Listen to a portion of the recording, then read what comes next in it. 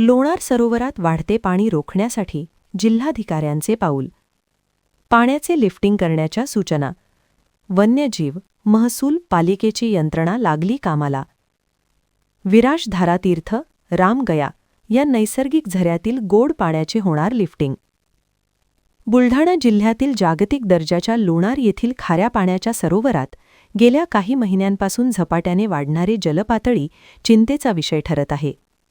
या संदर्भात मुंबई उच्च न्यायालयाच्या नागपूर खंडपीठाने स्वतःच पुढाकार घेत याचिका दाखल करून घेतल्यानंतर जिल्हाधिकारी किरण पाटील यांनी विविध विभागाच्या अधिकारी कर्मचाऱ्यांसह लोणार सरोवरातील वाढती पाणीपातळी रोखण्यासाठी लोणार सरोवर परिसराची पाहणी केली. या दरम्यान विराज धारातीर्थ, रामगया या नैसर्गिक झऱ्यांचा प्रवाह मोठ्या प्रमाणात आढळून आल्याने हे गोड पाणी लिफ्टिंग करण्याच्या सूचना जिल्हाधिकारी किरण पाटील यांनी यंत्रणेला दिल्या आहेत. त्या अनुषंगाने वन्यजीव विभाग, महसूल आणि नगरपालिका प्रशासन कामाला लागले आहे.